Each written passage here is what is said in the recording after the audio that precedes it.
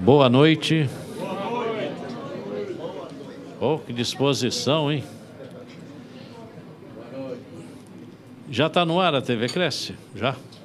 Então, quero cumprimentar os colegas também que estejam nos assistindo aí através da TV Cresce. É uma alegria e uma satisfação muito grande estarmos aqui para mais uma apresentação da Quarta Nobre. Que a Quarta Nobre já está com 8 anos, né, Licínio? É isso? 8 anos. 8 anos. Aí, quando nós idealizamos a Quarta Nobre, houve quem dissesse assim, não, mas toda semana eles não vêm, corretor não vai querer, de jeito nenhum. Você vê, há 8 anos de casa cheia, né? Agora, dizem também que a casa só é cheia porque é o Renzo que traz as pessoas.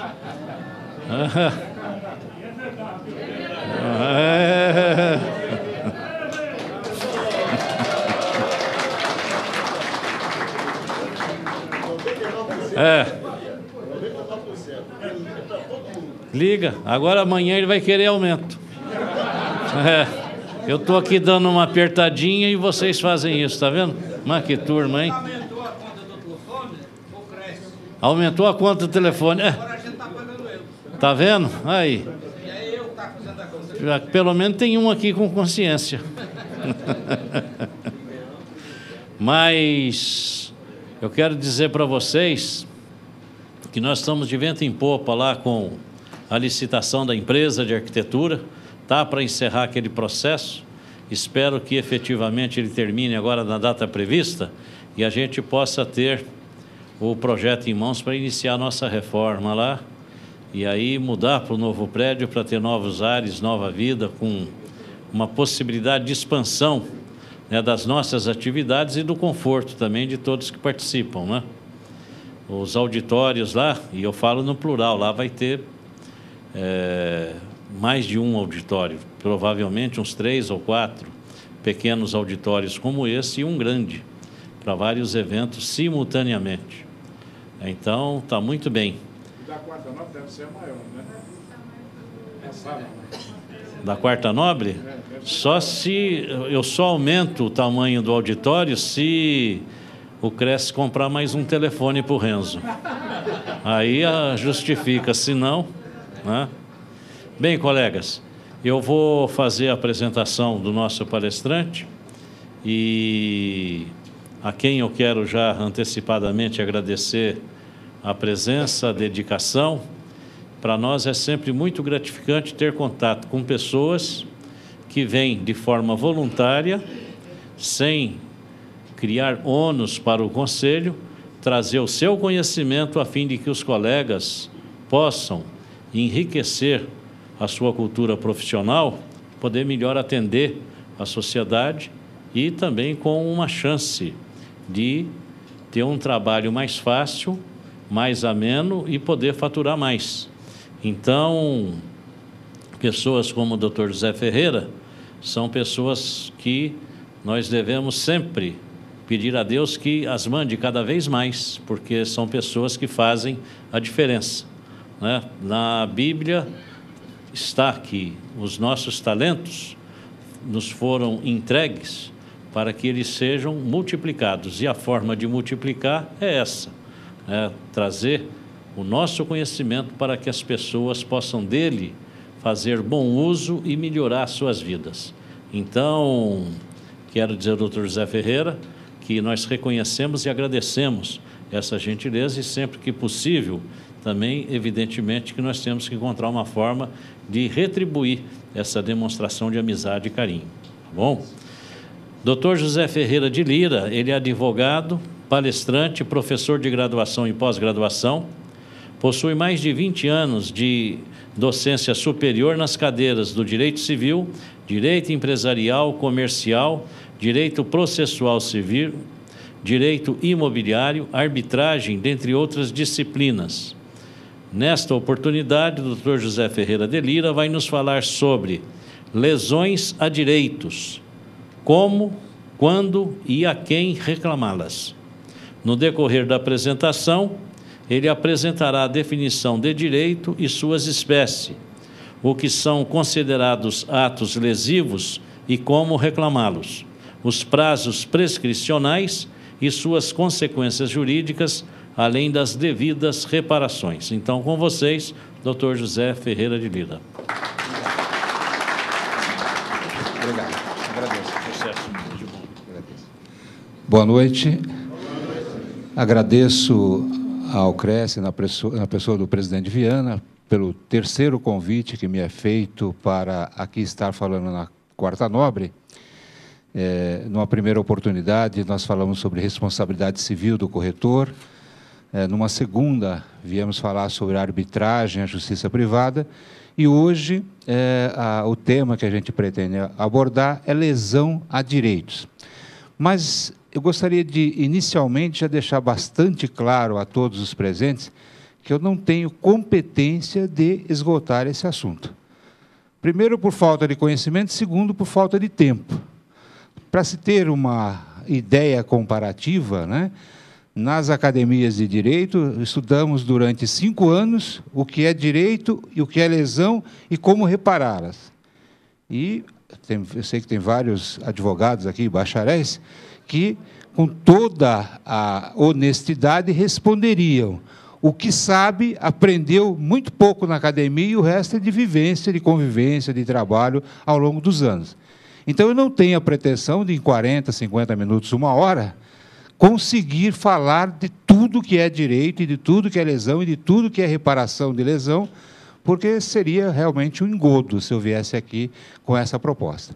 Mas a minha pretensão é, no mínimo, ao final do nosso encontro, eu ter conseguido passar para cada um dos presentes um mínimo de noção, né, o ponto inicial, o primeiro passo, eu tenho a pretensão ousada de que, para que cada um busque, né, quando eventualmente se vir com um direito violado, sentir que teve seu direito violado, como fazer, né?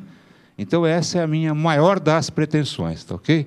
Então, para que ninguém alimente a esperança de que vai sair à porta e receber lá um curso de bacharel em Direito, porque realmente não temos tempo nem capacidade para isso.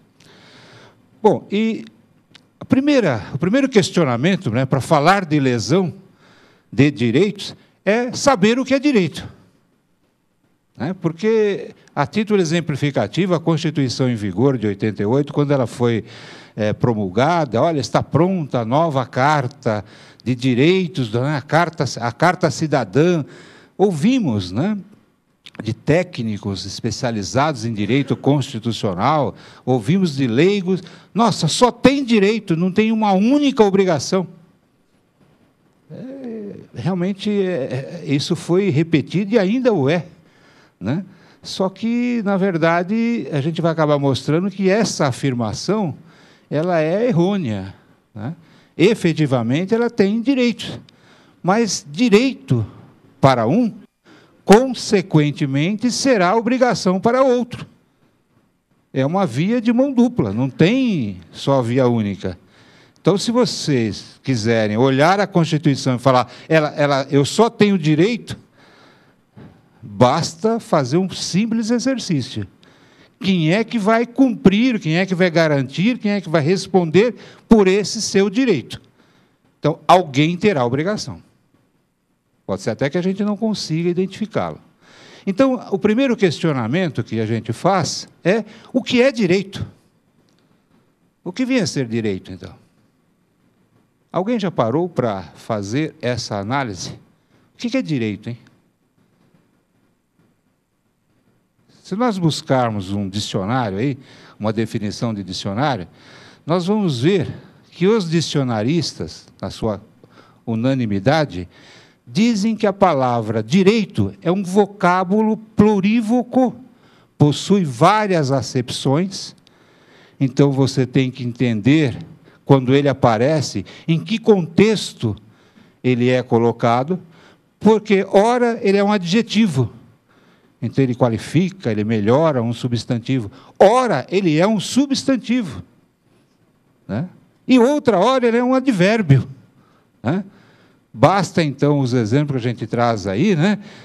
Quando adjetivo, ele diz que alguma coisa está direita, alguma coisa está certa, alguma coisa está reta. Então, eu estou dando uma qualidade, né? E que não tem nada a ver com aquilo que nós estávamos esperando, o direito, né? Que está na lei, né? Outra hora é uma ciência, um substantivo, aí sim, é uma norma, né? Um conjunto de normas. E outra, ela simplesmente significa que você está praticando um determinado ato, está sendo feita uma determinada ação corretamente, de acordo com o que se esperava. Então, para responder aquela primeira pergunta, a precedente, o que é direito, eu diria que é melhor a gente ainda não querer defini-la. Porque, por experiência, aprendemos que, para entender alguma coisa, uma frase, uma lei, ou uma fórmula de um medicamento, se a gente não entender o significado de cada vocábulo que foi colocado na frase, a gente não tem a menor ideia do que seja. Então, lesão a direitos, nós precisamos saber o que é lesão e precisamos saber o que é direito. Para que, se alguma coisa ocorrer dentro daquele padrão, a gente automaticamente fala, puxa, realmente, um direito foi violado. Agora a questão toda é de ver qual é esse direito e quem foi que causou. Mas eu já senti, já sei, porque eu já tenho a definição de lesão e já tenho a definição de direito. Então, não esquecendo esses exemplos aí, colhemos do dicionário Caldas Aulete Digital, aí na internet, né? Aí, a título de exercício mental, a título de conhecimento, e já cometendo, né, uma lesão a direito de vários presentes, então, quem tiver passado por uma academia de direito e quem for advogado, por favor, não responda, porque senão não está sendo, não estaria essas duas perguntas, ela não encontraria, né, uma resposta que a gente espera, que é da pessoa comum, do senso comum, né? Aí a primeira pergunta, né? Pagar uma dívida é direito ou obrigação do devedor? Obrigação? Quem está assumindo, eu ouvi um direito aqui em algum lugar, mas ouvi também obrigação. O colega, qual o nome, colega? Badaró. Badaró. Até vou repetir a pergunta e o nome, porque nós estamos ao vivo e a cores, hein? Pelo menos a fala, né? Então, o Badaró disse que, olha, pagar uma dívida é obrigação. Por que, Badaró? Espera um pouquinho só, que vamos até colocar o microfone para você falar também. Ó. Não é só eu que estaria ao vivo aí. Mas essa é interessante a sua resposta. Por favor, Badaró. Bem, é direito de alguém. Ele assumiu a obrigação não, do devedor, só do devedor. Só responda do devedor. Para o devedor, é obrigação ou é direito? Obrigação de pagar o que ele assumiu, né? É obrigação. Ele foi lá e falou, eu devo, então pronto, é obrigação, é isso? É obrigação. Ok, obrigado. O colega pode responder? Qual é o seu nome, colega? Santos, só um minutinho, está chegando o alto-falante, o microfone para você, por favor. Eu acredito que seja um direito, né? Porque a dívida é exclusiva daquela pessoa, né? Ela não pode transferir para outro. E aí, eu só faço uma correção, que para nós, iniciados nas letras jurídicas, né? Infelizmente, nunca aconteceu comigo, mas pagar conta dos outros é direito de quem quer pagar. Por exemplo, desculpa a sua graça, Santos, se você descobrisse o quanto eu devo e quisesse pagar minhas dívidas, você podia pagar. Olha que coisa interessante, né? Então, eu tenho um monte de dívidas. Se alguém quiser exercer esse direito, por favor, hein? Fale comigo. Eu tenho dívida, um monte para serem pagas, tá? Bom, então, o Badaró diz que é uma obrigação, porque o camarada falou, eu devo, então eu tenho que pagar. E o Santos fala, não, é direito de pagar, né? É isso? Porque... Então, tá bom. Vamos ver se a gente consegue, ao longo do nosso encontro, responder. A segunda pergunta para a gente fazer esse exercício, e, de novo, violando, né, o direito de quem sabe a resposta em não responder, há a possibilidade de alguém praticar um crime de furto. Furtar, tirar, causar um dano ao patrimônio de alguém, previsto no nosso Código Penal, no artigo 155, e não ser punido. Não vale como resposta dizer, mas a estrutura do judiciário não funciona, é lenta, quando chega lá no camarada, não pode punir porque prescreveu. Não, está tudo direitinho lá. Acabou de cometer o delito. Eu não tinha certeza do público, aí eu obriguei meu filho a vir assistir. Então, chegou agora meu filho, tá? Por isso está com falta de crachá. Então, é isso, tá? Nós temos esses dois questionamentos. O primeiro, o Badaró e o Santos externaram a sua resposta. E o segundo, alguém arrisca? Pois não. Será? Será?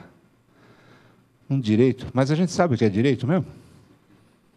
E se alguém falar, bom, mas a coisa é minha. E o meu direito de propriedade? Como é que fica? Não é direito também? Vamos deixar para responder daqui a pouquinho? A gente vai voltar a essas respostas, tá? A essas perguntas para as respostas. Pois não? Não entendi. Há possibilidade? Tá bom. A gente volta a ele. Bom, ainda para entender agora o direito sob a ótica, né, que efetivamente nos interessa e que aqui nos trouxe, ou seja, aquilo que incorpora a pessoa física de alguém. Então, cada um de vocês, por exemplo, aqui está assistindo essa palestra, a quarta nobre, criada pelo Cresce. Por quê? São corretores. Por quê? Passaram por um processo lá de identificação, tanto é que todos estão de portaria, e por isso que eu identifiquei meu convidado, porque ele está sem. Aí alguém já podia falar, poxa, mas quem é aquele camarada que chegou atrasado tal, e sem crachá? Porque não está, ele não tem o direito de aqui estar, será que tem? Por isso que eu falei, olha, está aqui, que é meu convidado e tal, ok? Mas aí, então agora a gente já começa a entender, pois não, Badaró? Mas ainda não é objeto do nosso... Ainda não, tá? Eu só pediria que determinados questionamentos a gente deixasse mais para o final. Eu fiz esses e pedi, porque faziam parte dessa fase, porque senão a gente vai acabar só sair na minha resposta sem a sua pergunta, porque falta o microfone para fazer a pergunta. Então, ao final, aí terá alguém correndo aí com o microfone para vocês fazerem a pergunta e participarem com nome, com identificação, tá? Porque senão fica só eu dando resposta e só eu apareço. E todos vocês são os artistas, não eu. Tá?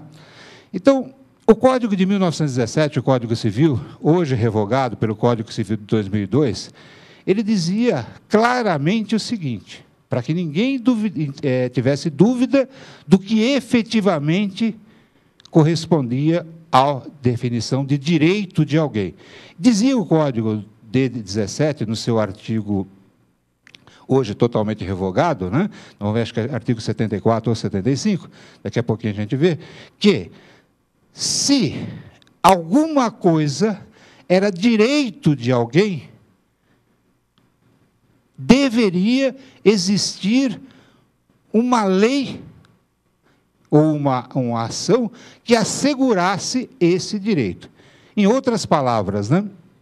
Se algo, por exemplo, se alguém bate no meu carro e eu tenho direito de cobrar, tem que existir um jeito de obrigar aquele que bateu no meu carro de responder pelo prejuízo que me causou. Porque se não tiver como fazer isso, então não é direito. Então já começa isso para ver se eu consigo atender a minha proposta de definir para vocês o que vem a ser direito. Porque não dá para perguntar, qual a sua graça, colega? O Cardenuto, quais são os seus direitos? Com certeza são diferentes do Avedice.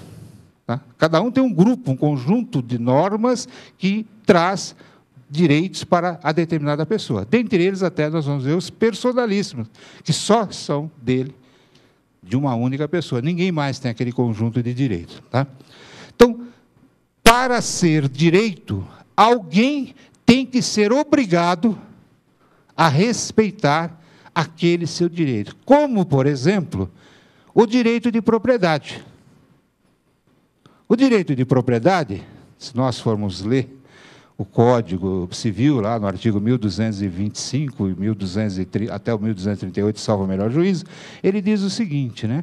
O proprietário tem o direito de usar, gozar, dispor e seguir a coisa que lhe pertença, onde quer que ela esteja. Poxa vida, hein? Que bom. Mas se eu, proprietário de uma determinada coisa, tenho o direito de usar, quem é que pode se opor a esse direito? Não. Essa é uma exceção à regra. Tá? Então, todo proprietário pode fazer com aquilo que pertence, aquilo que integre o seu patrimônio, o que bem entender. A lei foi lá, né, depois disso ela disse, olha, vírgula, né? Desde que você não use nocivamente aquilo que lhe pertence. Então, porque eu sou dono desse prédio e resolvo fazer uma fogueira em cima dele. Posso fazer a fogueira, desde que eu não faça calor, desde que eu não faça fumaça, porque o calor vai incomodar o prédio vizinho, a fumaça vai entrar no prédio vizinho, vai incomodar o prédio vizinho. Então, se eu conseguir fazer fogo sem fumaça e sem calor, posso fazer isso, porque o prédio é meu.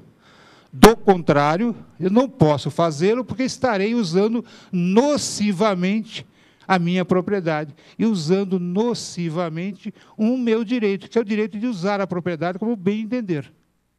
Está escrito lá na lei. Você é proprietário? Sim, então faça dela o que você bem entender, desde que não prejudique o proprietário do lado. Simples, né? Uma norma bem fácil. E aí daqui a pouquinho entra um monte de coisa, mas fundamentalmente é isso. Você usa aquilo que lhe pertence, desde que não seja nocivamente. Princípio do direito de propriedade. Todo proprietário pode fazer isso. Tá? Bom, afinal, disse o Badaró que é direito, disse o Santos que é dever, que é obrigação, ao contrário, as respostas, é ou não? O devedor tem ou não direito de pagar, ou ele tem ou não obrigação de pagar? Obrigação, mais um, que bom. Está vendo? Não está sozinho, Badaró. Ou foi você que repetiu? Ah, não, então não vale. Duas respostas iguais não valem. Anula, não pode responder duas vezes. Os dois. Não dá. Sabe por que não dá? Nunca nós teremos direitos conflitantes. Você não tem condição de ser credor e devedor ao mesmo tempo. Os direitos são conflituosos. Você não consegue ser vendedor e comprador de um bem. Tá? Então, nós vamos chegar lá. Calma. Calma que a gente vai tentar responder.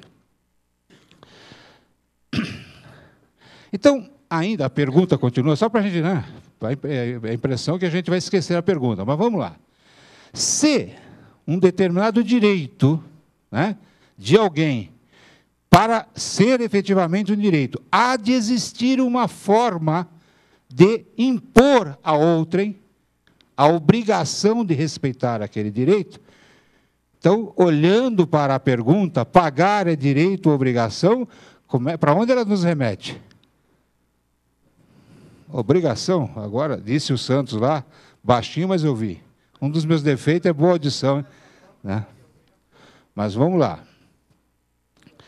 O grande problema que nós vamos enfrentar, diuturnamente, é tentar, todas as vezes que a gente estiver em sede de conflito de interesse, é tentar encontrar essa relação de causalidade.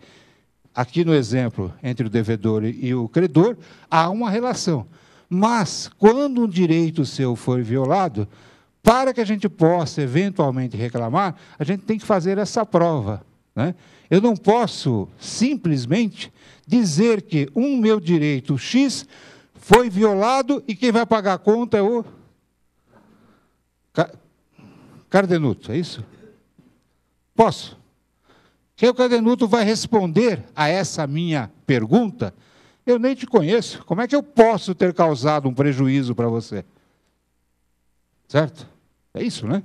Você fala, você está me devendo. Ele fala, mas nem sei quem você é.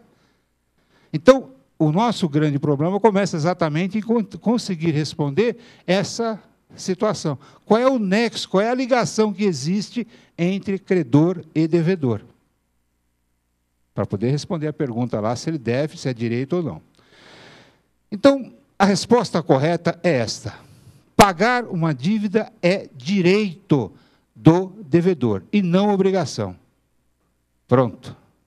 Como é que eu entro na justiça e cobro ele?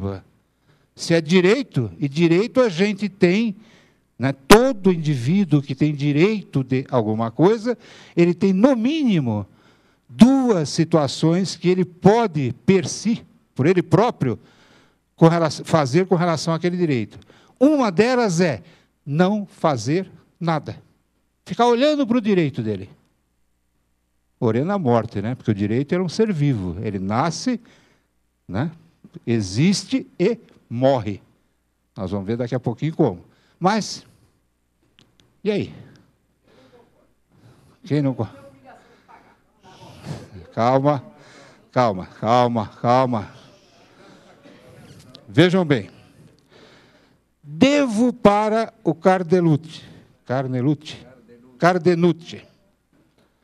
Vou pagar o Cardenuti e ele diz, não recebo. Ou, devo, mas aconteceu alguma coisa e não sei para quem pagar. O que faço? Nada. Nada vai me trazer um belo de um problema. Se eu ficar inerte, eu vou responder por aquilo que vocês conhecem muito, pela mora, pelo atraso. E eu quero exercer o meu direito. Como é que eu faço isso? Vocês já ouviram falar na tal da ação de consignação em pagamento? É a ferramenta que o devedor tem para exercer o direito de pagar ou de entregar coisa. Então, vou pagar, ele fala, não vou receber. Vai sim. Vai sim. Eu vou e deposito em juízo, através de uma ação chamada de consignação e pagamento. E para acionar o judiciário, para pedir ao judiciário que ele diga alguma coisa, quem faz a pergunta tem que ter direito à resposta positiva, porque senão o juiz vai dizer, é improcedente. Significa que você não tem esse direito. Ok? Agora, tem um detalhe. Lembra que eu falei qual é a consequência de que o devedor não exerça o direito de pagar? Então, até o vencimento, o direito é do devedor em pagar. Se ele, meu credor, um dia antes do vencimento, bater na minha porta e eu vim receber, o que eu digo para ele? Se eu for não muito mal educado, digo, volte amanhã. Se eu for mal educado, vou dizer, vou processá-lo por exercício de um direito que você não tem. Hoje eu não lhe devo nada. Hoje eu tenho o direito de pagar. Certo? Já tentaram cobrar dívida antes do vencimento? Não tentem, porque dependendo do meio utilizado, o devedor ainda vai sair com crédito. Agora, não exercendo o direito de pagar, vencida a data combinada, nasce um novo direito. Qual é esse direito? Vamos só primeiro, né, matar a cobra e mostrar o pau, né? Então, o direito do devedor pagar através de uma ação de consignação e pagamento está previsto no artigo 890, nos artigos 890 e seguintes do Código de Processo Civil. Se a dívida for de dinheiro, ele vai no Banco do Brasil, na Caixa Econômica Federal, e faz um depósito em consignação e manda uma carta para o credor. Olha, o teu dinheiro está lá no banco. Com isso, ele evita a mora, evita o atraso. Desde que ele o faça enquanto ele tem esse dinheiro. 10 dias depois do vencimento, ele resolve fazer isso, ele tem direito? Não, ele tem obrigação. Porque, olhe, até o vencimento, ele pode exercer o direito. Não exerceu o direito, no dia seguinte ao vencimento, nasce o direito do credor de exigir o pagamento da obrigação. E exigir, inclusive, com força, né? Não é só falar, agora você vai pagar. Não, ele não precisa nem falar com o devedor, ele vai ao judiciário e pede que o juiz, com toda a força que ele tem de retirar coisas do patrimônio de alguém, o juiz assim o proceda. Por quê? Porque até o vencimento ele não exerceu o direito. Não exercendo o direito, esse direito morre. Por isso que eu disse que todo titular do direito, ele tem uma das suas faculdades, que é ficar olhando para o direito até esse direito morrer. No nosso Código Civil, artigo 205, diz o seguinte: a prescrição ordinariamente ocorre em 10 anos. Então, na quase totalidade das situações, o titular de um direito ele pode ficar olhando para uma situação de direito durante 10 anos. Fim dos 10 anos, ele não pode exigir mais nada. Ok? Já explico o que é isso, que é o Instituto da Prescrição. Então, o credor, ele tem a seu favor os artigos 475 e seguintes, e 602, todos os CPC, para entrar com uma ação chamada de execução, se ele tiver um título executivo judicial, né, que é uma nota promissória, um cheque, uma sentença arbitral, ou, se ele tiver um título que não tem força executiva, ele entra com ação de cobrança para formar o título e depois executar. Mas, de qualquer forma, ele tem direito de tirar bens do patrimônio do devedor para satisfazer o seu crédito. Naquela mesma situação em que a única coisa que o devedor fez foi não exercer o direito de pagar. Aí nasce o dever de pagar. Ok? Pois bem, seguindo. Quanto à pergunta se havia ou não possibilidade, me parece que o colega lá já tem a resposta, existe sim uma possibilidade de alguém cometer um crime de furto, que é um dano causado ao patrimônio da pessoa, artigo 155, e não ser punido.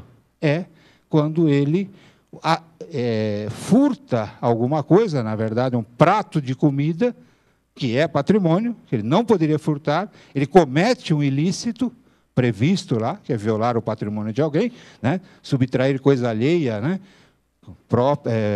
Para proveito próprio ou de terceiros, mas ele assim procedeu porque tinha um bem maior, chamado vida, que não devia ser sacrificado para preservar o prato de comida. Mas aí a própria lei, o Código Penal, ele diz lá no seu artigo 24, né, que não haverá crime quando o ato for praticado em estado de necessidade, que é o caso aí, que é chamado crime famélico, né? Ou ele furta o prato de comida ou ele morre, ou em legítima defesa, né? Aquelas situações em que o camarada reage para salvar a própria vida, ou no exercício do cumprimento do dever legal, que é, por exemplo, a atuação dos policiais quando revidam a uma injusta agressão e vai por aí afora. Então, existe a possibilidade de termos violação a direito patrimonial, e que o agente, né, o furtador, não ser punido nessas 3 situações aí. Mas, fundamentalmente, o crime famélico lá. O camarada furtou pãozinho e não foi punido. Mas furtou um desodorante, a coitada da desempregada, da doméstica lá, e pegou X anos de cadeia. Sim. A pessoa sobrevive sem desodorante. Tá? Então, recentemente, aí um camarada foi punido e o processo chegou até o STJ, porque ele furtou uma lâmpada. Acho que era R$10 ou coisa que o vale. E aí, o processo custou um caminhão de dinheiro.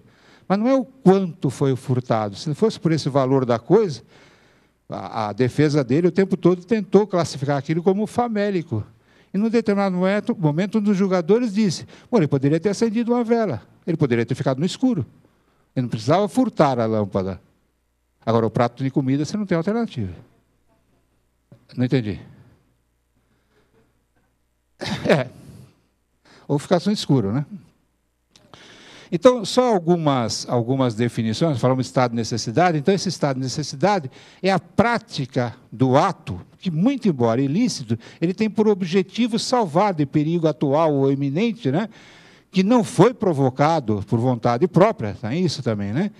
E objetivando preservar um direito próprio ou alheio, né? Por exemplo, o pai que comete um ato ilícito, furta lá 2 pratos de comida para dar para um filho menor impúbere. Agora, se ele furtar um prato para ele e outro para a mulher, ele vai responder por o crime de furto. É a mulher que tinha que furtar, não ele.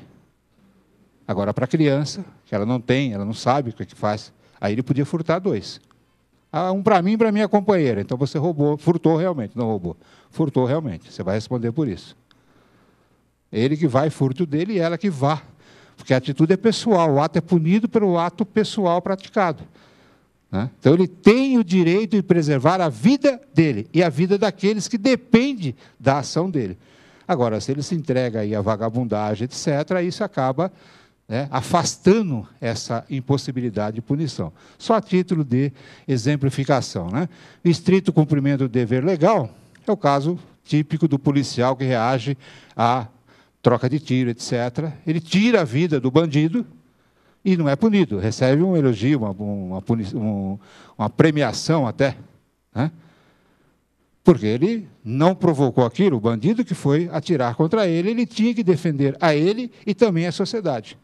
Estrito cumprimento do dever. E a legítima defesa é aquela reação em que o indivíduo, né, está sendo agredido e ele toma a arma do bandido e mata o bandido. Ele cometeu um ilícito também, o artigo 121 do Código Penal diz que matar alguém é crime. Não fala, olha, se esse alguém for um bandido, se esse alguém... Não tem nada disso escrito lá, só diz matar alguém. Agora, como era legítima defesa, matou, mas não será punido, não haverá crime. Essa é a interpretação. Então, feriu um direito até sagrado à vida, mas não é crime porque fez isso no estado de legítima defesa. Não era lícito querer que ele morresse para não matar. Ok? A mesma coisa do policial, etc. Bom, não entendi. Hã? É porque ele não contrata a gente. Viu? Então, vamos lá. É importante, então nós estamos dizendo, então dá para a gente até dizer, bom, agora eu não sei totalmente o que vem a ser direito, mas sei que se eu sofrer alguma coisa que me incomode, e se esse incômodo eu puder imputar a alguém para responder por ele, então eu estou em sede de um direito. E esse alguém não vai ter como falar, não, mas eu nem te conheço, como ele fez quando eu disse que queria cobrar dele o prejuízo XY. Pô, não conheço, como é que você pode me mandar essa conta? Tá? Mas se ele não pudesse defender desse jeito, numa linguagem, numa situação assim bastante linear, efetivamente eu estou em sede de direito. Agora precisa ver, então, de onde vem esse nosso direito, né? De onde vem? Então, na academia estudamos como fonte dos direitos que existe uma fonte de direito, uma fonte natural, que é a natureza, né? Então, o instinto de preservação de vida, né? São instintos inerentes ao ser humano, né? Então, temos medo do perigo, temos medo do estranho, temos medo de uma determinada agressão, isso é inerente à pessoa.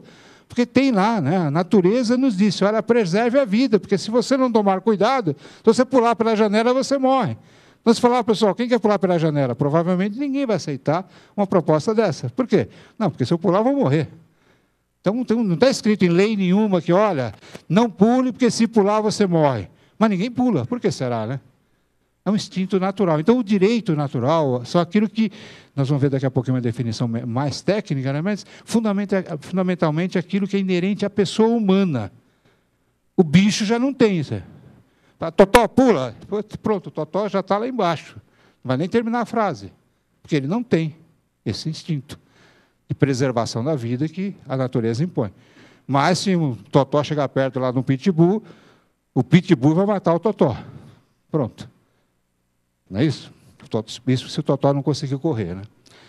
Uma outra fonte do direito, desse nosso direito, são os costumes, né? Os costumes, eles são repetidos, né? São situações repetidas em uma determinada coletividade e num determinado tempo, e, com isso, passa a ser uma lei.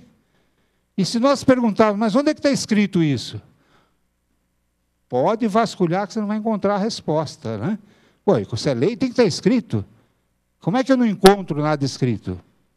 Então, é o costume repetido, ele é uma fonte do direito. Muitas vezes a gente está respeitando uma determinada situação, achando que está na lei, se procurar a lei, fala, não está, mas eu vou deixar de fazer. Não, não deixe não, que você vai cometer uma violação ao direito de alguém.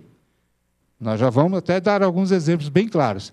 E, de outro lado, as normas, né? As leis, que aí o legislador pouco importa com a nossa vontade. Ele diz, a partir de agora é isto, a partir de agora é isto, e ponto final. Não, o legislador não pergunta se a gente gosta, se a gente concorda de determinadas leis. Simplesmente faça. Se não fizer, você está cometendo uma violação, uma lesão a direitos de alguém. Né? A lei que disciplina o imposto sobre a renda e que diz que salário é renda, parece absurdo, né? Renda, nós aprendemos de longa data que é colocar alguma coisa numa aplicação e aquilo que ela produz é renda. Mas, para a legislação do imposto de renda, o salário do assalariado é renda. E paga o imposto sobre a renda. O nome é exatamente esse. Nós gostamos disso? Eu pelo menos, gosto. Se tiver alguém que goste aí, por favor, não justifique. Vai que me convence, eu prefiro pagar sem gostar. Então, não justifica, não. Se alguém gosta do imposto de renda, guarde para si. Né? Agora, outra fonte do direito, e essa que mais nos interessa diretamente, são as declarações de vontade, ou os contratos. Nessa a gente vê muita violação no nosso dia a dia. É o contrato de locação, é o contrato de venda, é o contrato de comissão, de representação. Toda hora a gente está vendo aí violação. O contrato lá de locação era para pagar no dia 10 não pagou, violou o contrato. Aí eu já tenho que olhar como é que eu vou resolver essa violação. É exatamente nesse ponto que a gente consegue, né, encontrar que, como fonte do direito, essas declarações de vontade, que elas podem ser bilaterais, quando tiver o contratante e o contratado, ou podem ser unilaterais, quando tiver, por exemplo, uma promessa de recompensa. Eu boto lá no poste aí da rua, em frente ao Cresce, né? Quem encontrar meu cachorrinho branco com bolinhas de mesma cor, pagarei R$100. Para quem que eu vou pagar isso? Para quem encontrar. Se o camarada chegar com o cachorrinho branco de bolinhas de mesma cor lá, você está me devendo R$100, eu vou ter que pagar. Então, aquele que saiu para procurar é quem tem o direito de receber aquela promessa que eu acabei de fazer. Eu não sabia para quem era, para todo mundo e não é para ninguém em especial. Okay? Diferente dos contratos, por exemplo, de locação, e que tem lá o locador que entrega o seu imóvel à locação e o locatário que diz, olha, ao final de 30 dias de uso eu pagarei X de aluguel. Então, aí nós temos direitos e obrigações de lado a lado estabelecidos por um contrato bilateral. Ok? Ou multilateral, se tiver várias partes, etc. Bom, Thomas Hobbes, que foi um pensador que viveu no século XV para XVI, ele dizia que, olha, para explicar o direito natural, é a liberdade que cada homem, né, cada ser humano tem de usar livremente o próprio poder para a conservação da vida e, portanto, para fazer tudo aquilo que o juízo e a razão considerem como meios idôneos para a consecução desse fim.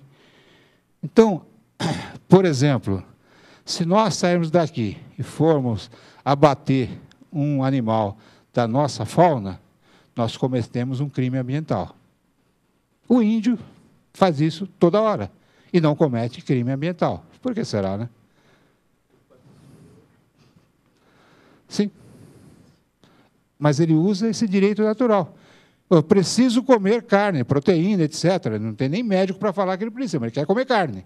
E onde é que está a carne? Eu tenho que matar o bichinho lá dentro, no mato. Ele vai matar, etc.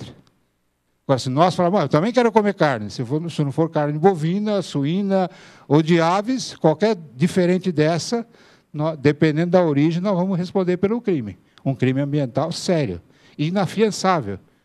E o índio vai lá, mata e vem na frente da polícia com aquele bichinho lá nas costas e vai embora. Se você fizer a mesma coisa, o policial ainda vai te dar uns cascudos, porque, poxa, está respeitando, além de ter cometido o crime, ainda veio com o crime nas costas, na minha frente, puxa vida. Né?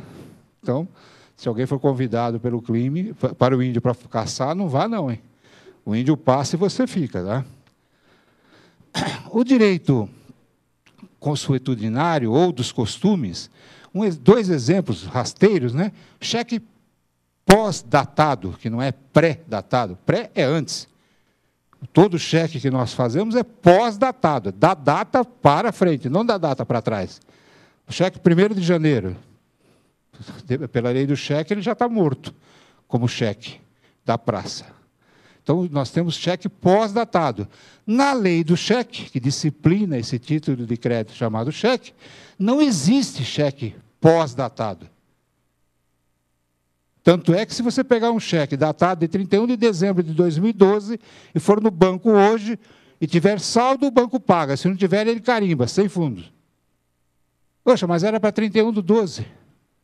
Para o banco, o cheque é ordem de pagamento à vista. Ponto. Não tem mais nada. Mas combinei com o meu credor aqui, olha, 31 de dezembro, tá? Aí ele fala, cheque é hora de pagamento à vista. Tá bom, 31 de dezembro. Sai daqui e vai lá no banco. Vai ter uma surpresa. Claro que não vai conseguir dinheiro, né? Vai ganhar um carimbo. E vai ganhar um processo. Porque eu não dei esse cheque como ordem de pagamento. Eu dei esse cheque para ele como uma promessa de pagamento para o dia 31 de dezembro. Vou processá-lo e vou receber uma indenização pelos danos que ele me causou. Olha que coisa legal. Esse é o nosso costume. Então, cheque pós-datado, respeitem a data, porque ele é uma promessa de pagamento, não é ordem de pagamento. Pode gerar dor de cabeça, os tribunais estão dando indenizações bastante vultosas com relação à apresentação de cheque antes da data. Está lá, bom para o dia tal. Aquela é a data que ele vira cheque. Até aquela data é promessa de pagamento. Não usem, porque pode, se não tiver fundo, vai responder pelo prejuízo que causar ao emitente e ele não vai cometer o crime de estelionato, que é a emissão de cheque sem fundo. Porque ele não emitiu o cheque, ele fez uma promessa de pagar. Não, como você executa o banco? Não, pera. Não. Pagou o cheque pós-datado, para o banco não existe isso, ponto. Chegou lá no Bradesco da vida, com um cheque para dezembro, se tiver saldo ele paga, se não tiver ele devolve. Calma.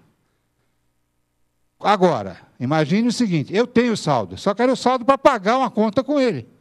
Quando ele chegou lá, deu sem fundo o cheque que eu dei para ele, que era para amanhã. E você cobrou antecipado. Os danos que eu vou ter que pagar para ele, porque eu não cumpri a minha obrigação, eu vou cobrar de você. Foi você que causou o prejuízo que eu dei para ele. Esse é o grande problema. Então, porque você aceitou. Quando eu falei, olha, para dezembro, está ok? Você falou, está ok. Acabamos de firmar um contrato tácito. Uma declaração de vontade. Eu perguntei para você se estava bom e você falou que sim. Por que agora você foi lá e descumpriu o contrato? Por que você lesou o meu direito de não ter problema com esse cheque pós-datado? Então, você vai responder pela lesão que você me causou. É isso. Tá? Simplesmente isso. Outro exemplo de direito dos costumes é fila. Alguém conhece a lei da fila? Exceção feita de preferência do idoso? Não tem escrito em lugar nenhum que existe fila, e que fila é aquele que primeiro chegar, fica na frente, aquele que... Existe uma lei que diz o seguinte: o idoso tem preferência. Ponto. Agora, o idoso com mais idade e o idoso com menos idade. Não, idoso é toda pessoa que tiver mais que 60 anos. Ponto. Aí fica lá aquela fila de idosos. E não se organizam lá hierarquicamente por o mais idoso na frente, o menos idoso. Então, 90 anos e 60 anos. Não, é ordem de chegada. Ordem de chegada é o costume. Tanto é que teve um lugar aí que resolveram criar um local de atendimento exclusivo para o idoso. Acabaram com o privilégio do idoso.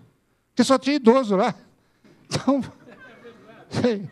Então, o idoso tem preferência quando tiver pessoas não idosas. Se criar só idoso, vê lá no banco, fila preferencial, fila de idoso, aquela bruta fila normal, e anda, e o idoso não sai do lugar, porque só tem idoso ali. A não ser que você colocou, olha, atendimento é sentado, é cafezinho, ok. Mas, do contrário, você excepcionou, você vai causar o problema lá na exceção. É o que a gente vê muito, né? Mas não tem lei de fila, tá? Aí é... Eu vou mandar conta para você, que consulta eu cobro, hein? Não sei nem o que você está falando. Será que ele concorda em pagar a conta? Porque eu não falei que ia mandar a conta? Olha, acaba de firmar um contrato comigo, hein? Com testemunha. Olha quantas testemunhas eu tenho. Tá, mas isso a gente conversa depois, tá? Senão acaba atrapalhando o que a gente tem programado. Então, o direito positivo ou normativo é aquilo que está escrito, né? É a lei escrita. Tá? Agora, interessante, que a gente chama a atenção, que o errado de hoje o é porque o poder dominante diz que está errado. Mas se o poder dominante hoje decair do poder, e um outro assumir, aquilo que era errado pode virar certo. A lei é imposta por quem domina. Não é minoria que cria a lei. A maioria cria a lei. Mas se a minoria se juntar e um monte de minoria vira uma maioria, vai criar a lei segundo os seus interesses. Então, não nos esqueçamos desse detalhe, né? Que a lei é criada pela vontade do poder dominante.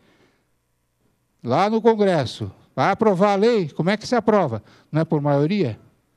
A maioria que domina aquilo lá. Então, partido A, partido B, etc. E sempre tem alguém, puxa, mas eu não queria essa lei. Sim, mas você era a minoria. Então, você tem que aceitar. Então, mas sempre nós não nos esqueçamos. É fonte do direito, mas porque está escrito na lei. Então, por exemplo, falei do direito de propriedade, né? Está escrito lá no Código Civil que o proprietário tem o direito de usar, gozar e dispor do bem como bem entender. Então, o proprietário é o titular do direito. Para quem é imposto aquilo? É uma norma que a gente tecnicamente chama, né? Os colegas do direito bem o sabem, erga omnes. Ela é imposta para todo mundo que não seja o proprietário daquela coisa. Então, por que eu tenho que respeitar a casa, ou propriedade, ou a casa do colega? Porque tem uma lei que diz, olha, ele é o proprietário, lá entra quem ele quer. A única exceção, se alguém ouvir lá um pedido de socorro, aí entra para atender o pedido de socorro, violando uma lei lá que teria que perguntar para ele, posso entrar? Se ele falar não, não entra. A única exceção à regra é esse direito de propriedade, porque a lei diz desse jeito.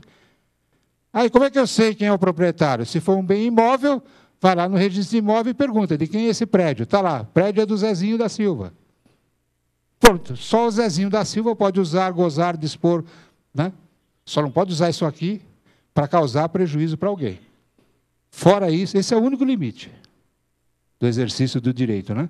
Tanto é que é crime. O artigo 345 do Código Penal diz que o uso arbitrário das próprias razões é crime. Quem exceder no seu direito, né? Tanto é que aquele estado de necessidade, legítima defesa e exercício regular do direito, do dever, do direito, né? Ele pune o agente quando ele se excede. Então, legítima defesa, o bandido estava com estilete, eu estava com uma metralhadora. Tem legítima defesa coisíssima nenhuma, eu vou responder por homicídio. O estilete não é arma para enfrentar uma metralhadora. E eu dei só uma rajada nele. Pronto. Tem legítima defesa? Claro que não. Então, afastou. Quer dizer, eu sou, por exemplo, policial, etc., mas o bandido com estilete, eu com metralhadora, dei uma rajada de metralhadora nele. Eu matei o camarada, pô. Não me defendi, não. Ok? Então, tem esse aspecto que é o excesso, né? E agora? E a lesão de direito? Afinal, tem o direito? Quem é que tem a obrigação? Essa é a nossa maior dificuldade o tempo todo, né? Porque aquilo que nos incomoda é fácil da gente perceber. É a pedra no sapato, né? Normalmente você chacoalha, tenta tirar, tira o sapato e parou de incomodar, então tá bom. Parou, resolvi o meu problema. Com relação aos nossos direitos violados, a mesma coisa. Aquilo que nos incomoda, a gente procura afastar. Mas se algo no quesito de direito está me incomodando, a quem eu mando a conta? Para quem que eu vou impor o dever de obedecer? Ou de respeitar o meu direito, né? Então, só precisamos esquecer, nos lembrar, que existem, então, 3 grandes grupos de direito, né? Um chamado direito pessoal ou de crédito. Então, são aqueles direitos que nascem das declarações de vontade, bilaterais, multilaterais ou unilaterais, dos contratos, propriamente dito, e não enxerguem em contrato exclusivamente o que está escrito no papel, hein? Não é condição para existir um contrato que esteja escrito. Em pouquíssimos casos, exige-se a forma escrita para valer. Por exemplo, na compra e venda de imóvel, tem que se ter a escritura. Mas o contrato de locação, por exemplo, não precisa de estar escrito. E você tem um contrato de locação. Só que vai usar as regras gerais lá do direito que disciplina a locação. As regras gerais que disciplinam o contrato. Mas é contrato como outro qualquer. Ok? Então, esse é o primeiro grupo, né? Então, nos contratos, o direito pessoal ou de crédito, fica muito fácil a gente identificar, porque você tem lá, um lado, a parte contratante, a parte contratada, então aquele nexo lá de causalidade, né, a relação entre contratante e contratado, já está no contrato. Aí é só ver quem foi que praticou o ato tido como ilícito, a lesão. Era um contrato de locação, não pagou o aluguel. O locatário que cometeu a lesão e o locador que é o lesado, no seu direito. Então, está fácil. O locador pode cobrar o aluguel. Bem tranquilo, né? Então, no direito pessoal ou de crédito é muito fácil, porque existe sempre essa relação contratual. Outro direito, por exemplo, que é inerente, né, o personalíssimo, está escrito lá no artigo 5º da Constituição Federal, direito ao nome, à saúde, à integridade física, à educação, à segurança, etc., né? Mas a única diferença é que, nos direitos pessoal ou de crédito, eles podem ser transferidos. Tanto é que morre o locador, os sucessores do locador passam a ser os locadores, e o contrato continua vigorando do mesmo jeito. Já os personalíssimos, tanto nos direitos quanto nas obrigações, quando o indivíduo desaparece, o titular do direito, ele leva com ele esses direitos. Então, por exemplo, eu não posso, né, segundo a Constituição, sem causar prejuízo, fazer gozação com o nome de alguém. Tá? Oh, puxa, o nome Zezinho é feio. Ok, se a pessoa se sentir ofendida com isso, ela pode me processar, porque eu acabo de causar um prejuízo a ela, um dano a ela, na esfera moral, né, de fazer uma chacota com o nome. Está escrito lá na Constituição.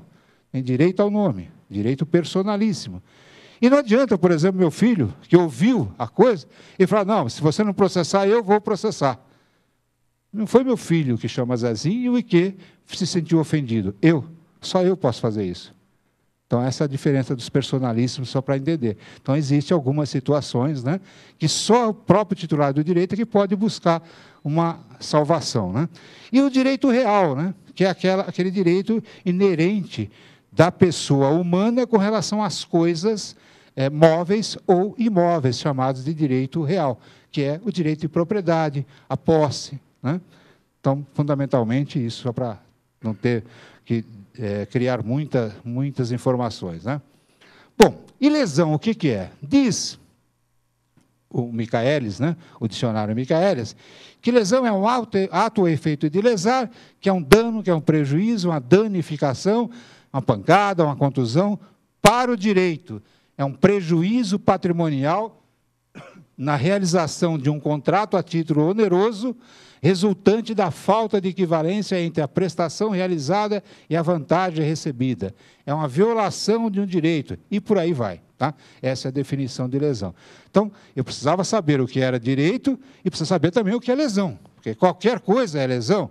Eu tenho que ter um prejuízo, um dano. Recentemente, vi uma decisão do tribunal dizendo que o envio do nome de um indivíduo para protesto, por erro, o juiz indeferiu um pedido de indenização, dizendo que é consequência de uma vida em coletividade, em comunidade. Então, pode ocorrer isso.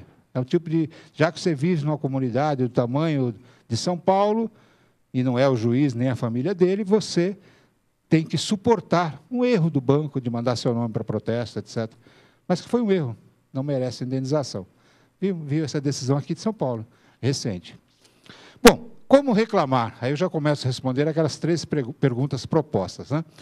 Então, a primeira situação que eu preciso saber, então eu já defini, aconteceu alguma coisa, sei quem foi, e essa alguma coisa deveria ter sido respeitada por quem me causou o desconforto, por quem me causou o problema.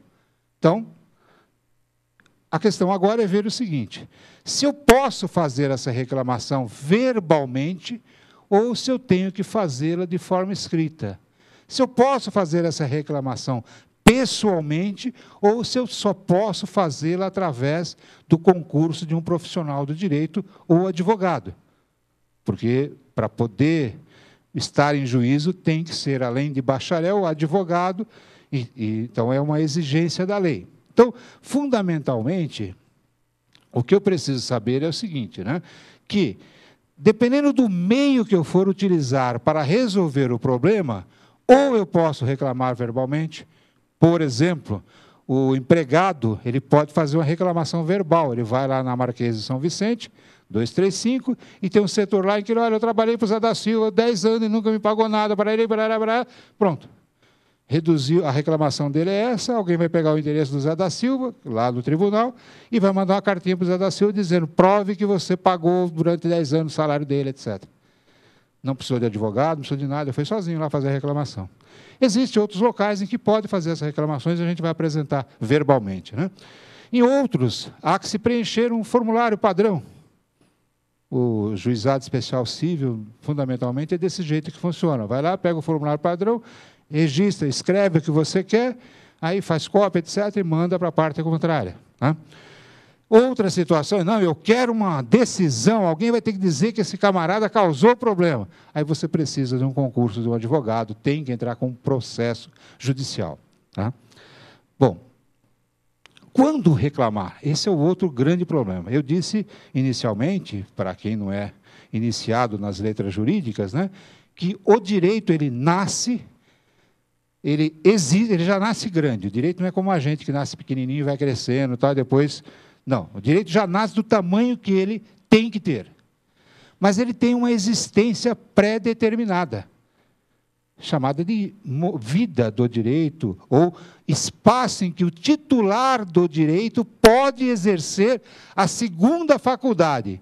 A primeira é ficar olhando para ele e deixar ele morrer, ou seja, a inação, não fazer nada. A segunda é reclamar o restabelecimento do tamanho que ele tinha antes de sofrer a lesão. Bateu no meu carro, agora você vai ter que pagar para que ele fique do jeito que ele era antes. Tá? Esse é o princípio do direito. Então, a segunda faculdade do titular do direito é exigir que quem causou o prejuízo, quem causou a lesão, repare, devolva a coisa à característica que ela tinha anteriormente. Mas, como disse, né, se nada for feito, se o titular daquele direito lesado nada fizer, ao longo do tempo, né, cada dia morre um pedacinho do direito. Mas, interessante, ele nasce do tamanho que ele sempre teve, 10 mil reais, serão sempre 10 mil reais, morre um pedacinho todo dia, mas ele morre 10 mil reais. Ou seja, explicando, né? Eu tenho 10 anos para reclamar uma lesão de um direito. Aquilo que ordinariamente prescreve, diz o artigo 205, que ordinariamente as obrigações prescrevem em 10 anos. 205 do Código Civil. Então, no primeiro dia desses 10 anos, digamos que eu tinha direito a 10. No último dia desses 10 anos, eu continuo tendo direito a 10. Só que no 10 anos e 1 segundo, eu não tenho direito a mais nada. Então, ele nasce do tamanho que ele sempre teve e morre do tamanho que ele sempre teve. Ele não vai morrendo, né, como a gente, né? O ocaso da vida, a gente vai diminuindo e tal, e chega até a diminuir de tamanho quando está chegando lá no final da vida, né? Eu perguntei para um geriatra, há algum tempo atrás, né, qual a idade para começar a usar o seu serviço? Ele diz, no momento que nasce. Eu falei, doutor, é pediatra. Ele falou, não, você nasce e começa a morrer. Nós nascemos, e no primeiro momento que nascemos, a gente já começou a morrer. É que o nosso organismo tem a capacidade de produzir células mais do que morre. Mas chega uma hora que ele cansa dessa luta, aí ele começa a produzir menos, até chegar uma hora que ele fala, olha, cansei, vai. Você quer morrer mesmo, então vai embora. Né? O caso da vida é assim. Nós não produzimos mais nada, não recuperamos mais nada, e vai para aí afora. Tá? Bom, então, alguns exemplos para que a gente não tenha, e até o quadro está cortando aí, né? Mas, por exemplo, ordinariamente, todas as obrigações prescrevem em 10 anos. O direito de propriedade, aquele de eu não mexer, não ir lá na casa nossa, eu vou decorar seu nome. Cardenuto, ir lá, entrar, etc., prescreve em 10 anos. Mas, se eu lá, pé, antepé, botei um pé, botei os dois e botei minha família junto. E o Cardenuto ficou olhando para mim. Pô, mas esse cara é cara de pau, né? Cara de pau 1 ano, cara de pau 2 anos, cara de pau 10 anos, cara de pau 15 anos, e não faz nada. A lei, o Código Civil diz que, artigo 1238, salvo o melhor juízo, 15 anos, com a coisa alheia, se ele não fizer nada, eu peço para o juiz que diga, a coisa agora é sua, porque prescreveu o seu direito de propriedade. E se nesses 15 anos eu pintei, reformei, etc., antes dos 15 anos, perdão, com 10 anos eu viro dono da casa dele. Por quê? Porque ele não fez nada. Lembra que ele tinha a faculdade de ficar olhando para o direito morrer, ou podia entrar com a reintegração de posse, com tapa, etc., né? Inclusive, em sede de reintegração de posse, se for o esbulho possessório, não precisa nem buscar a justiça, vai lá e tira a pessoa, desde que use moderadamente o seu direito de retomar aquilo que é seu. Está na lei. Agora, não fez nada, prescreveu o direito. Então, quando reclamar tome cuidado, porque alguns direitos prescrevem em tempo menor. Por exemplo, os alimentos prescrevem em 2 anos. Então, se alguém é obrigado a pagar alimentos para outrem, e esse credor fica lá inerte durante 3 anos, ele só pode entrar na justiça e reclamar 1 ano. 2, perdeu. E a justiça diz mais de alimentos. Olha, são alimentos os 3 últimos. Ah, mas é 1 ano que ele não paga. Meu amigo, se você está vivo com 1 ano, você não usava aquilo para comer. Os 3 últimos, tudo bem. Manda o camarada para a cadeia. Os 9 primeiros é patrimônio. Você tem direito a eles, mas ele não vai preso, vai executado de outro jeito. É o patrimônio dele que vai pagar. Nos 3 últimos, ele vai preso para pagar. Ok? Veja que diferença. Bom, a reparação civil prescreve em 3 anos. Bati no carro do colega, nada fiz. Eu não tinha que fazer, eu que bati, foi ele que tinha que fazer. 3 anos ele ficou lá chorando, reclamando e tal, mas não tomou a providência que era reclamar para quem tinha o dever de ouvir a reclamação. Entrou lá com 3 anos e 1 mês. Eu vou dizer para o juiz, olha, eu não devo nada para ele. Como não deve? Você não bateu no carro? Bati. Mas ele não exerceu o direito dele no tempo. O direito dele morreu, prescreveu.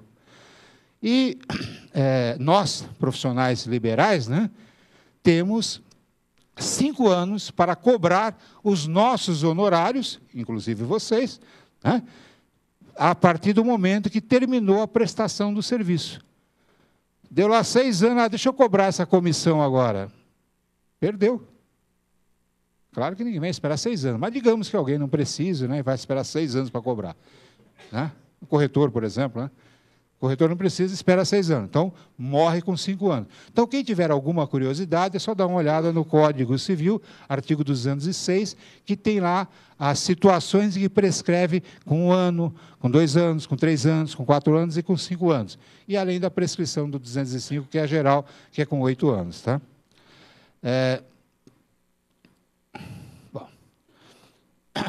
Então, só chamando a atenção, a nossa maior dificuldade é conseguir montar esse nexo de causalidade. Então, a vítima é fácil saber. Quem pode ser vítima? Qualquer pessoa que seja titular do direito. Ele não tem a maioridade, por exemplo. Aí a lei diz, olha, você tem, dependendo da idade que tenha, ou ele é assistido, ou ele é representado, mas exerce o direito. Quem vai lá é o Zezinho da Silva com um diazinho de vida para reclamar os alimentos do pai. Mas ele não pode, nem fala. Sim, quem vai representá-lo é a mãe. Né? O direito, é bom saber, né? Você vai perguntar, bom, como é que você... O que ele lhe fez? Não precisa saber o nome técnico, ele violou a lei tal, o artigo tal. Não, ele invadiu minha casa, porque aí alguém que vai ouvir a sua reclamação sabe que casa é patrimônio, é propriedade, e propriedade tem uma lei X lá, artigo Y lá, que diz quais são os direitos. Tá? E a lesão, né? Como é que ocorreu isso? Fez porque quis ou ouviu lá alguém pedindo socorro e meteu o pé na porta e você quer que ele pague a porta? Mas o camarada, não, mas eu ouvi o pedido de socorro, a porta estava fechada, por isso que eu arrombei a porta. Estado de necessidade.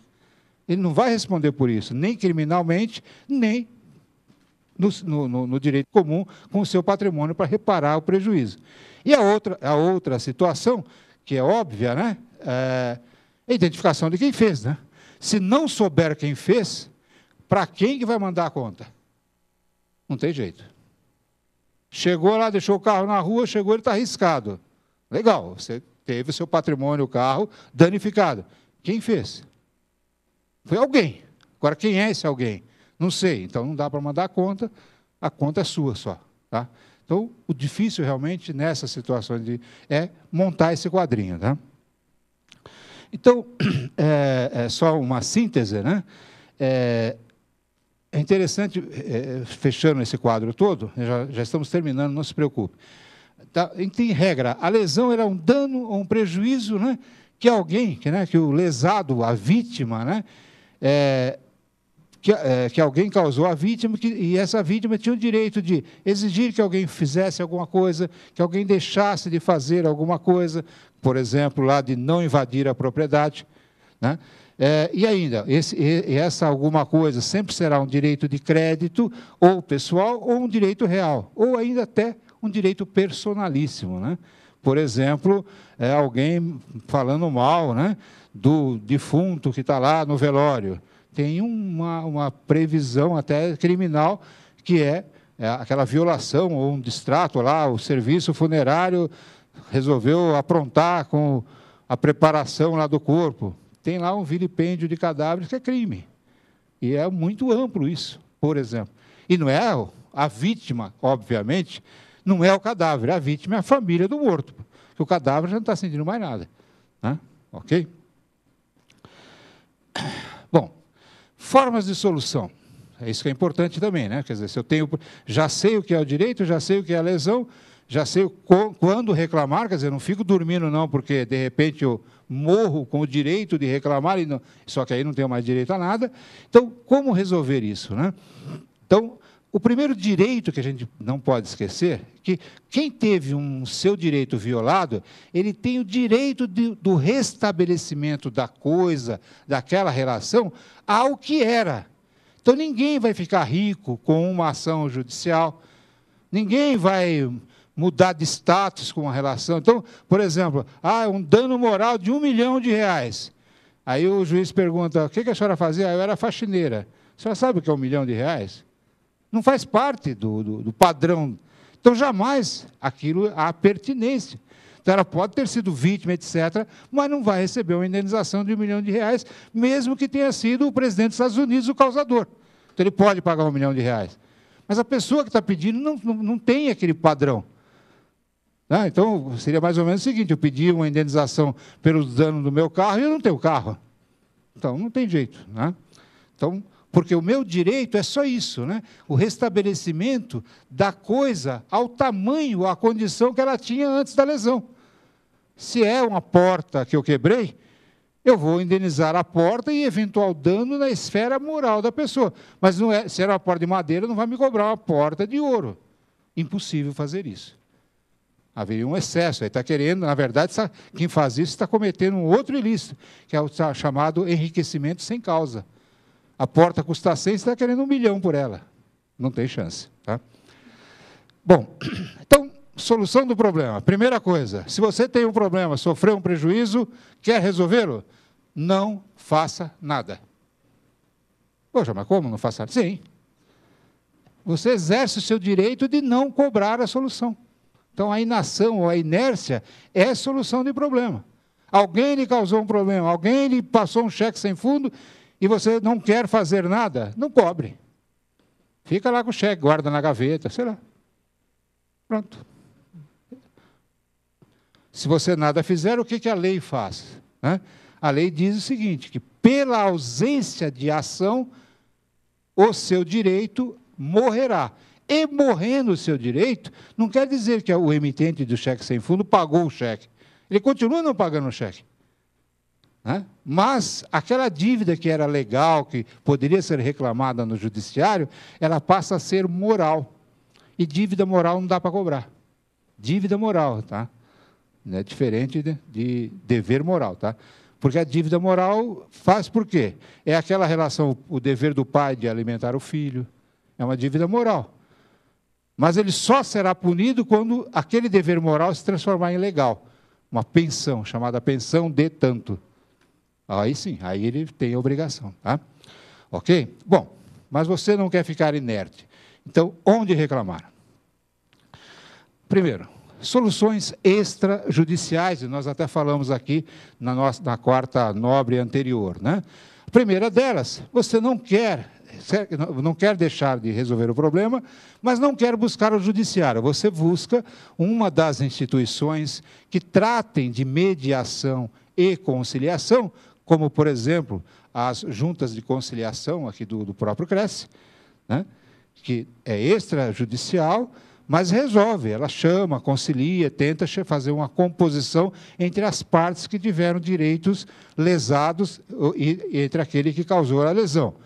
Ou ainda as câmaras de mediação, existem câmaras que só fazem mediação, como, por exemplo, uma que tem aqui na Fiesp, tá? Só faz mediação. Tá? Normalmente, essa mediação pode ser também uma única pessoa, escolhe uma pessoa de confiança das partes para ser o mediador, aquele facilitador da conversa. Tá? Ok.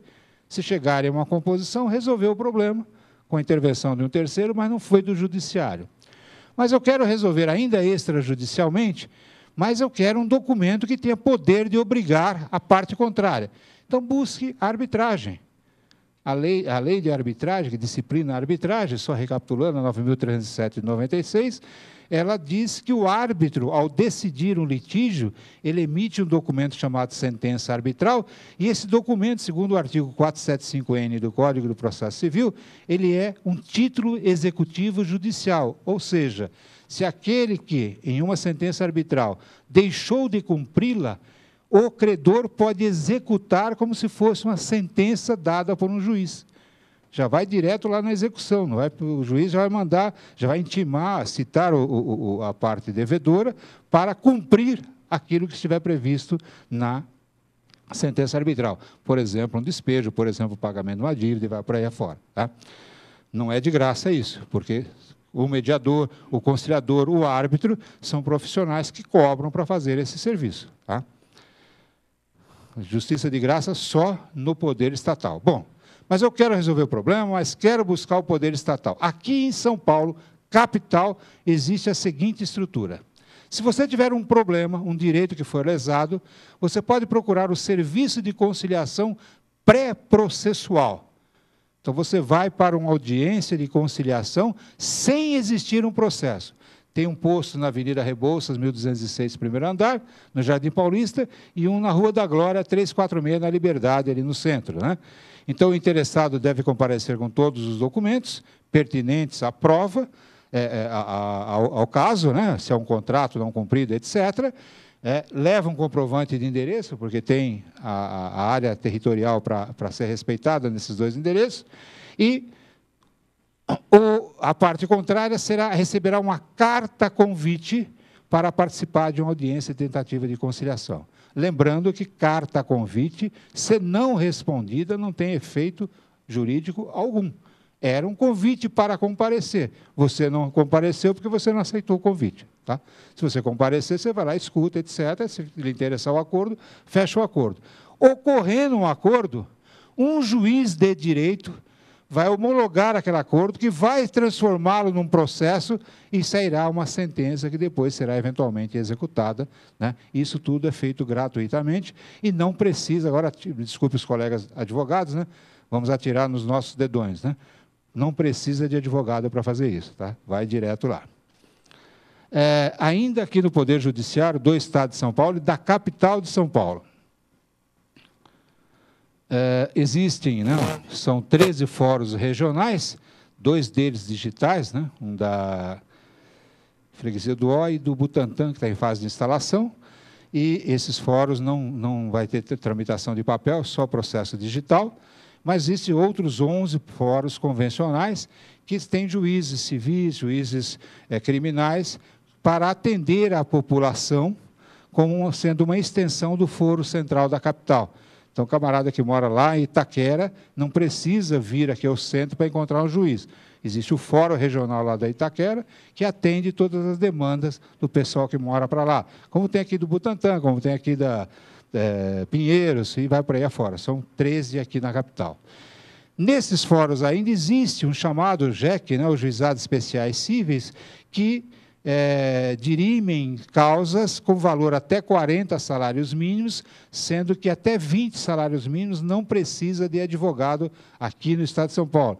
Muito embora a lei dos juizados especiais fale em 40 salários mínimos, mas na comarca da capital, segundo o Tribunal de Justiça, está no site deles, não precisa de advogado até 20 salários. Acima disso, até 40, é julgado pelos juizados especiais cíveis, mas tem que ter o concurso do advogado. Agora, se tiver que recorrer, mesmo numa causa de 20 salários, aí somente o advogado que pode fazer o recurso, então vai ter que contratar um advogado. Foi rápido demais. Aqui em São Paulo, ainda, para facilitar a vida dos munícipes, existem 2 trailers que fazem o juizado itinerante.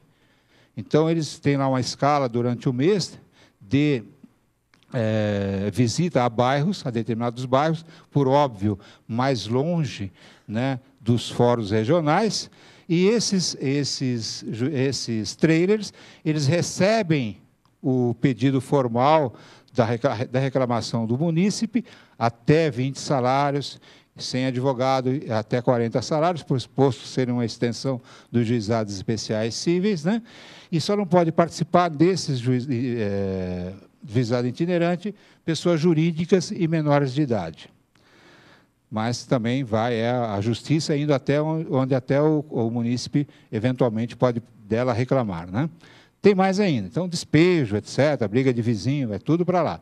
Então, eles vão, num determinado dia do mês, e aí apresenta a reclamação, no mês seguinte haverá já a audiência daquela pessoa, reclamação com a parte, etc., cartinha convidando, aquele negócio todo, tá?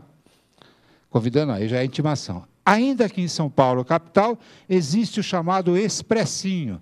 Então, se você quiser reclamar para a Telefônica, Embratel, Sabesp, Eletropaulo ou Unibanco, desde que a sua reclamação não se refira a danos morais ou materiais, né, você pode ir no Juizado Especial Civil Expressinho, que fica no metrô São Bento. Então, mas desde que você queira reclamar contra essas firmas aí, Telefônica, Embratel, Sabesp, Eletropaulo e Unibanco. Então, não, porque o Unibanco aderiu a esse, ele foi convidado e aceitou. Tá? Tanto é que o Unibanco, inclusive, nem mais existe, agora é Itaú, né? O Unibanco já sumiu. Então, veja que a informação que eu colhi hoje no site do TJ, e já tem aí uma informação que há quanto tempo desapareceu o Unibanco. Né? Hoje é o Itaú, e o Itaú não faz parte desse expressinho aí. Né? Mas está aí a informação. E ainda, né, só a título de informação, em cada município do estado de São Paulo, é chamado de comarca, né? Então haverá, dependendo do tamanho desse município, haverá um fórum distrital ou será uma comarca com juízes titulares, né? Tantos quantos sejam necessários para atender a coletividade, para atender aquela coletividade da comarca, do município. Também, dependendo do município, ele pode abranger outras cidades, né? Mas em todo o estado de São Paulo, teoricamente, onde existe um município, existe um juiz. Pode ser que esse juiz não esteja daquele município, mas tem uma comarca próxima que tem jurisdição sobre aquele município. Tá? E esses juízes são capacitados para julgar as causas penais, famílias, cíveis, tributárias, trabalhistas, etc. Por exemplo, trabalhista, onde não houver um fórum trabalhista, é o juiz comum, o juiz de direito, que faz o julgamento das ações trabalhistas daquela comunidade. Hoje, praticamente em todo o estado de São Paulo tem. Eu não teria um único exemplo para passar para vocês de uma comarca que não tenha juiz do trabalho, ou esteja vinculada a uma justiça do trabalho e seja atendido pelo juiz de direito ou juiz comum, a justiça comum. Mas faz parte da organização do judiciário paulista. Né? Bom, voltamos? Não? Tá. Só ainda, né? Bom, então eu posso ir em qualquer lugar, eu vou na Penha, vou no Brás, vou na Lapa. Não, não é bem assim. Eu ouvi dizer que lá em Itaquera, lá anda rápido, então eu vou lá e não vou no centro. Não. Nós temos algumas situações que vocês precisam, né? Para exercer esse direito de reclamar, precisam saber. O juiz ele é só competente para julgar a ocorrência numa determinada área. Tá? Então, se você, por exemplo, teve um problema em Itaquera e for falar com o juiz de Pinheiros, ele vai falar, olha, eu não tenho competência para julgar isso. Então, o que disciplina isso? Né? A escolha de onde reclamar, respondendo à última das perguntas propostas. Se a solução for extrajudicial, então quero pela mediação, quero pela arbitragem, então não há preocupação com a competência. Eu escolho a Câmara Arbitral lá de Osasco e, se ela atender, se ela resolver o meu problema, tá bom. O nosso problema, né? O meu e o da parte contrária, que a arbitragem reclama a concordância. Tá? Então, o que vai disciplinar a escolha de uma solução extrajudicial é aquela que melhor atende os seus interesses.